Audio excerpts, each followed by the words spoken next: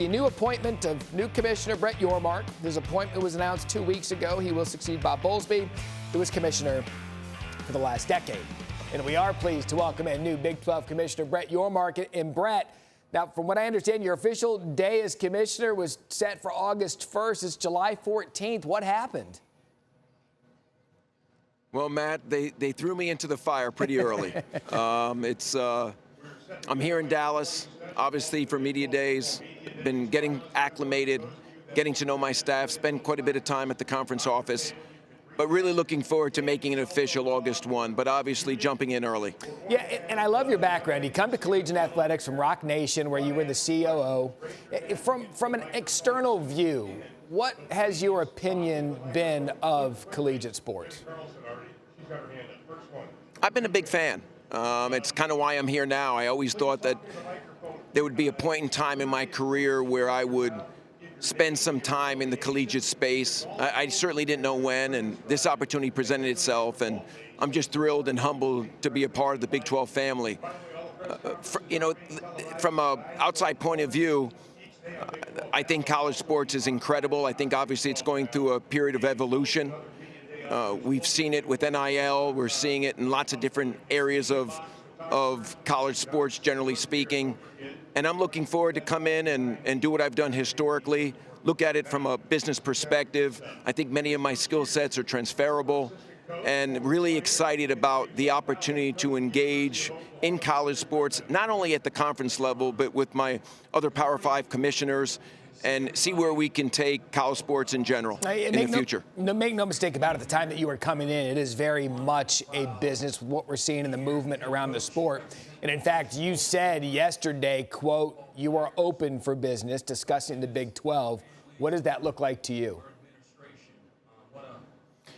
Well, you're absolutely right. We're open for business, and we are going to explore any and all opportunities to create value, to build the brand and the business of the Big 12, and I'm very excited about. Obviously, what's at the forefront right now is realignment, and that is truly something that I'm focused on, and I hope to be able to do something that does drive value and builds our brand.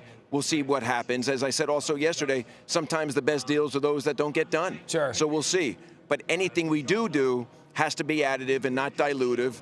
And we're excited about the different scenarios that we're vetting out currently. Yeah, the juxtaposition between this year and last year, Texas and Oklahoma go to the SEC.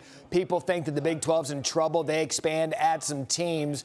Now with the Pac-12, USC, UCLA heading to the Big 10, it seems as if the Big 12 might be in the power position now. What kind of calls have you received?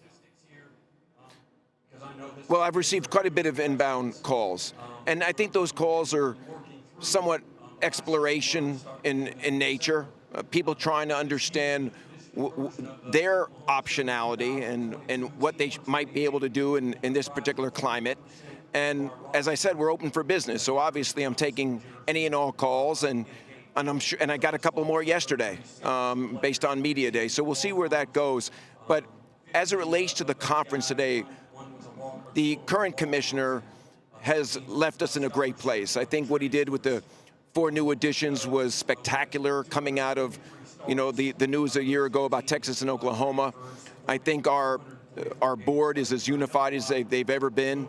There's true alignment when you think about the vision and mission of this conference and where we want to go. And I sense that, during the interview process as I was exploring the opportunity to join the Big 12. So I'm really excited about our future, and I think we have an opportunity to do something very special. You mentioned those 4 teams that are coming in the next couple of seasons. There were 4 teams connected to the league from the Pac-12 because of what's going on out there. You had Arizona State, Colorado, Utah. In those conversations that you've had, how much interest has come from those that remain in the now Pac-10? Well, I don't want to get into any specifics of conversations I've had or haven't had, but I will say that we're exploring all options. We're receiving inbound calls, and I think over the next couple of weeks, we'll continue to vet through some of the different options and scenarios. And if it results in further expansion of the conference, great. And if not, it's okay to stand pat I'm really excited about where we are today. And as I've said numerous times yesterday, it's okay if we don't do anything. I feel really comfortable about the state of the affairs of the Big 12. And obviously there's a lot of work we can do to build the brand and the business. But as it relates to expansion, doesn't mean we have to do anything right now. And you talk big business, and I find this is where your background is going to come in key for the Big 12, because everyone right now, as you know, is chasing the Big 10 and the SEC. Both of those conferences are set to have 16 teams. Thought is those two have created a two-conference separation from everybody else. How does the Big 12 stay in that conversation? Well, I think, obviously, I know what's going around us, and I think it's very important to see what's going on throughout the industry, and that will guide us to some degree. But for me, it's really more about what can we do to be the best version of ourselves? What do we need to do to build the Big 12, to nationalize our brand, to diversify revenue streams, and grow what's been passed along to me by Bob? And I think we have an opportunity to do that. Whether we go to 16 schools or not, I'm not very focused on that today. It's truly, how do I best position the conference and moving forward? And if that's expansion, great. If it's, again, staying at 12, that's okay too. And I understand this is a difficult question to answer, but I know college football fans and college sports fans in general are kind of looking around and saying, well, how long is this going to last? As best you can, for you, have you looked at something? I know August 1st is your first official day and there's so much movement, but can you put a timetable on anything out there for where you'd like to say, you know what, this is our league and this is how we're going to attack going forward?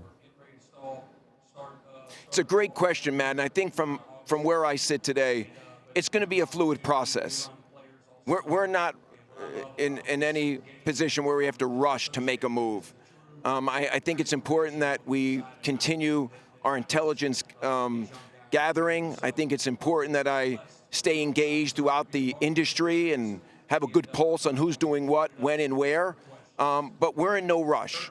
If something presents itself that makes sense, we'll move quickly. The board would like to move quickly. But if not, again, we're okay just pragmatically moving forward, vetting out the possibilities, and when something makes sense, I feel very confident that we'll be aggressive and we'll move in that particular direction. You were taking over the Big 12 in one of the more landmark moments we've seen in the sport with all of the movement.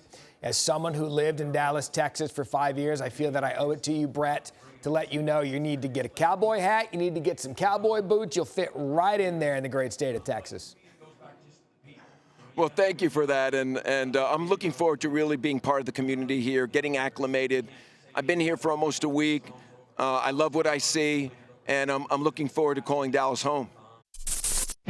Thanks for watching ESPN on YouTube. For live streaming sports and premium content, subscribe to ESPN+.